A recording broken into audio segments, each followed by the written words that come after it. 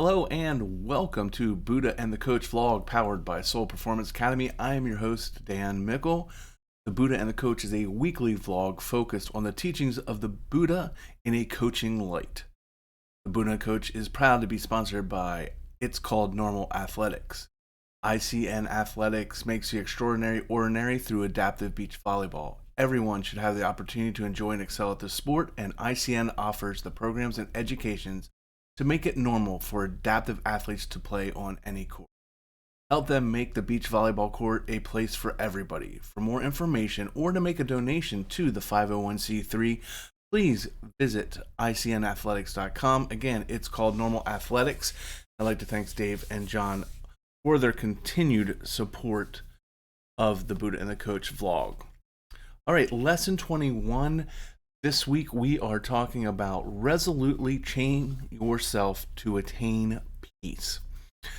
And this is kind of an interesting one for me because I personally sometimes have moments where I get so caught up in what I am training or what I'm working on and trying to help others that I don't really look at how it's affecting me or how my training reflects me. So focused on getting that result and helping, I don't realize that there's a lot of self-reflection that comes with that, or even a reflection that others see comes back to me. So I think what the Buddha is talking about here is that what goes around comes around, right? And if we want to be good teachers to others, we have to be good teachers to ourselves. And we have to kind of get rid of that old saying of do what I say, not what I do. And I think a lot of times we lose that as coaches. We get so caught up on trying to help other people get so much better that we end up going almost against what is natural for us and causes conflicts.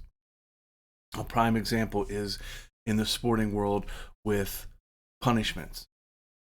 We know scientifically, we can show all the studies that punishment is not a motivator. Perform poorly and run some laps, or miss this skill and do some push-ups doesn't really have a positive effect or even a lasting effect on athletes. But yet there's times that maybe we get frustrated and we're not getting the production that we need, so we just automatically resort to that. And that starts to go against us, right? If that's not our philosophy to begin with and we're doing it out of frustration, then it also causes that conflict with us. So not only are we now having the issue and the conflict with the team or the student, we're also having that conflict internally, and we kind of start to spiral there. So we have to make sure that we're following what we believe. And I know I harp on it a lot in all my other podcasts and social media posts about coaching philosophies, but that's where it comes down to. What is our coaching philosophies and what are our core values to follow? And I think a lot of times coaches jump into coaching for numerous reasons, but we see it a lot.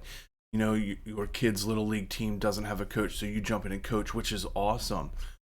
But sometimes when we jump in it, we forget to really look at, well, why are we coaching? And then what does it mean? What are our values, and how do we define who we are as a coach? And I don't think we take the time to do that.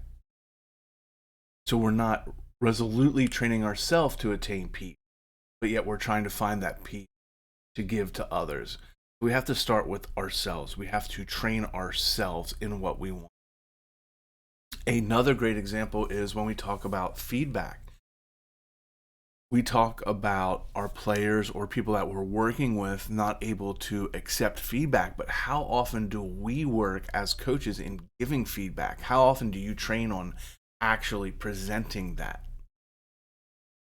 Again, we put a lot of onus on, hey, you need to learn to take feedback and learn to take this critique and not take it so personal, but yet we don't spend the time learning how to deliver that critique. And we get really frustrated when players take it incorrectly or get really upset. And again, this is coming straight from the heart. I've had this in very recent times where I would start to get frustrated because I feel like the players weren't taking what I said correctly.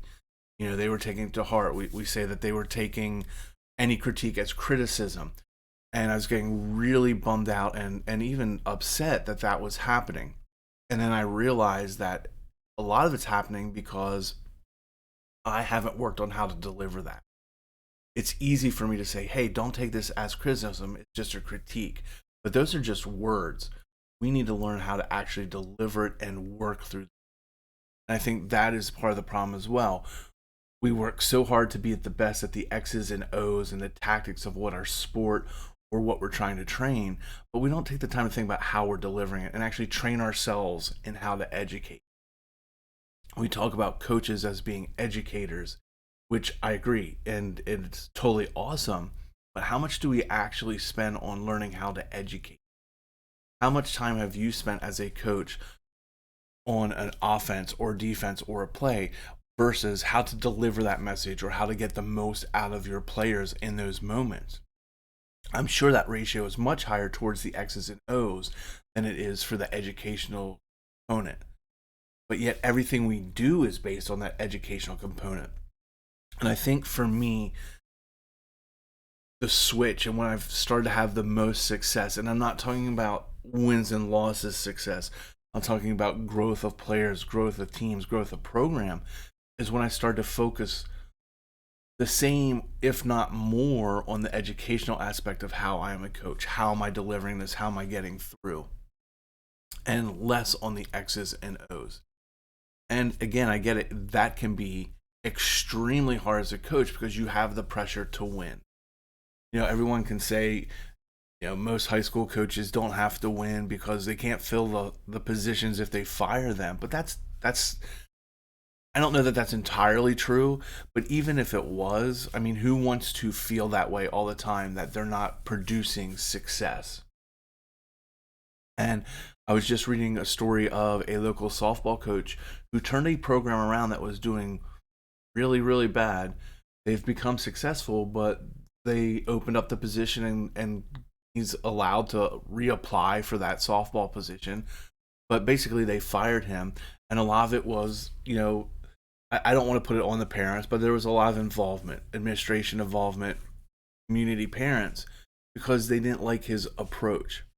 And while it may have been rough, I think the problem for him specifically was the messaging. When you're taking over a program that hasn't been successful and you make a lot of changes, people kind of get stuck in not being successful and they're kind of okay with it. There are times that players have gone through series and seasons where they're not winning and they just become used to it. And the minute you try to change that or turn it around, it can ruffle some feathers. And I think that was probably the problem here, that the way it was presented and the way he interacted was not the best way. Now, I'm not putting that on the coach. I mean, some of it will be, but I think it's because we haven't prepped and worked on what it's like to get there. How do we teach players to be competitive? That's the other thing that we see. Every time we see travel club tryouts or, elite teams forming, or even at the college ranks, one of the things the coach said, can you come in and be competitive? Are you comfortable being competitive and fighting for your spot? And the player, of course, is going to say, yes, I'm competitive. That's why I'm trying out for your elite team. But how do we teach them to be competitive? We just believe that it's going to be this inherent thing where because they're playing sports or because they're a top performer on their instrument and going to county bands and elite things, that they're going to learn to compete. But that's not always the case. Sometimes players get into positions where they're never challenged because they're really good and there's no one else to challenge them. And then they get in a situation where they're actually competing and they felt like they were ready to compete because they've been competing as a team at a high level, but they haven't learned how to individually compete. They haven't learned how to push themselves, let alone fight for their spot or fight for playing time.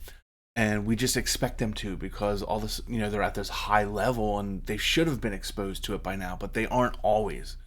I think sometimes we make too much assumptions on that. And how this kind of goes back to this lesson of resolutely train yourself to attain peace is we need to train what we expect. We need to stop saying, well, they should be coming in shape. They should be coming in and competing. They should be coming in and being able to handle that pressure. And the fact is, it isn't a matter of should they.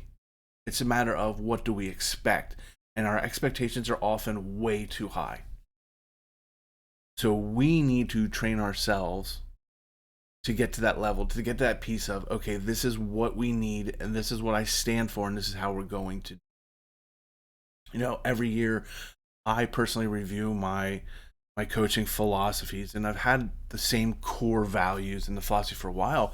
But this year, there's probably going to be the most significant changes I've made to my philosophy to attack this piece right now. Is I think I go in with too high of expectations, and that comes back to be a problem. You fall short in playoffs, or you miss that winning record, and you return most of your team. So of course your expectations are, well, I'm returning that whole team, so we should do better. The problem is that's not always the case, because it could be the same problems that jammed you up this year are going to be back. And just because a team has been together for another year doesn't mean those problems are magically going to disappear. And then as a coach, you start to get frustrated because those problems keep popping up. And it's really because we haven't trained ourselves to find those answers. So my goal for you as a coach or an educator this week is to really explore your methodology.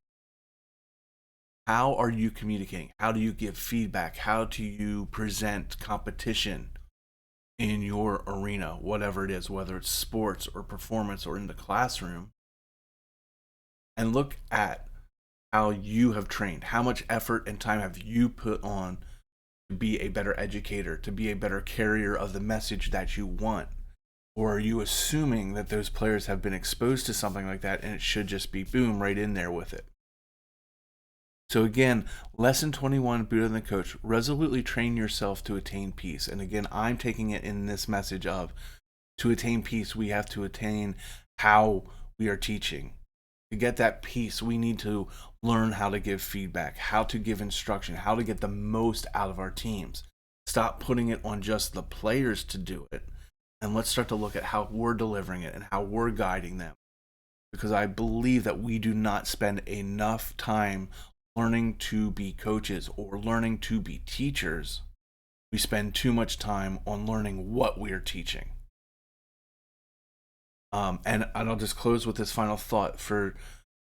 I know that people will go back and watch this at a different time, but for context, this episode is being recorded January 2 of 2023.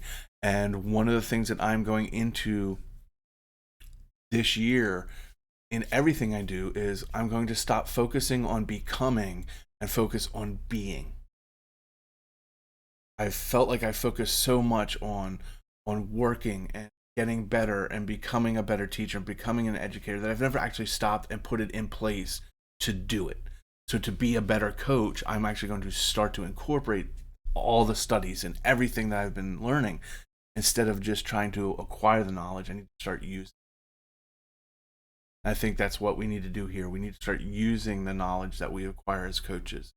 Going to coaches' clinics, reading all the books, and working on culture are all great. But we have to start putting it into place. We have to start to look how we put it into place.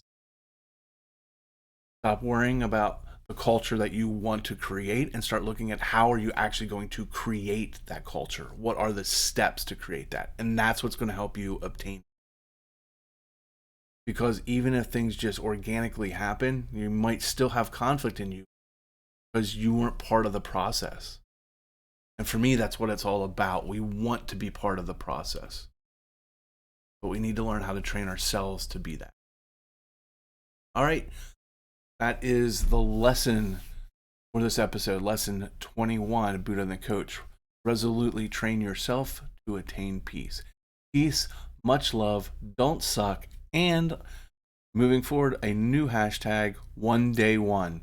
Is today one day, or is today going to be day one of something?